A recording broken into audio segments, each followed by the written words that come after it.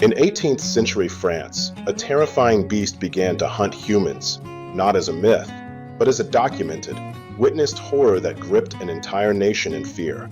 The year was 1764. The province of Gévaudan, nestled in southern France, was once peaceful farmland until a teenage shepherdess vanished, marking the beginning of an unprecedented terror.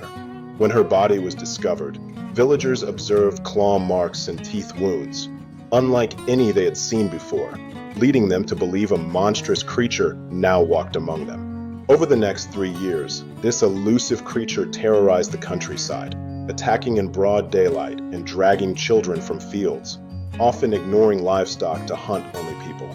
Witnesses described a massive, wolf-like beast with tawny or russet fur, a dark stripe down its back, and a tail longer than a wolf's, ending in a tuft, possessing an intelligence that allowed it to evade all traps.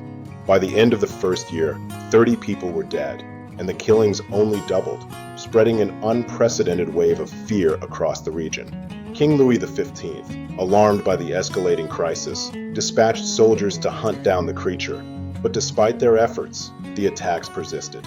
Hunters fired muskets, laid traps, and killed dozens of wolves. Yet each time the beast was declared dead, more bodies appeared, fueling whispers that there were two creatures, or that it simply could not die. In September 1765, François Antoine, the king's gunbearer, killed a massive wolf near the abbey at Chazes, measuring an impressive 6 feet long. He was celebrated in Paris, and the king declared victory, but in Gévaudan, the killings resumed in December, proving the terror was far from over.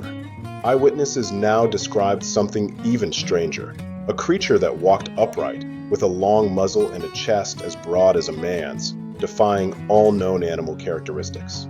Villagers began calling it Le Bête du Gévaudan, the Beast of Gévaudan, a name that would forever be etched into the annals of European folklore. In June 1767, a local hunter named Jean Chastel claimed to have tracked the beast for weeks, preparing for a final confrontation. He loaded a bullet he had blessed in church, waited patiently by a stream, and when the creature finally appeared, he fired once, bringing the terror to an instant halt. Inside its stomach, witnesses reportedly found remains of human flesh, a gruesome discovery that confirmed the beast's horrific diet. The killings stopped, and France rejoiced, but a lingering question remained. The beast's skull was nothing like a wolf's, sparking immediate speculation about its true nature. Some theorized it was a hybrid of a hyena and a dog. Others suggested a subadult male lion escaped from a menagerie, or even a human wearing animal hides. The remains were sent to Paris for study, but mysteriously vanished en route, adding another layer of intrigue to the already perplexing case. Despite the various theories, locals swore they had seen it stand upright, heard it scream like a woman, and watched musket balls bounce off its skin, convinced it was not merely an animal, but a curse. The Beast of Gévaudan remains one of Europe's darkest mysteries, a predator that defied nature, faith, and history, leaving behind a legacy of terror and unanswered questions.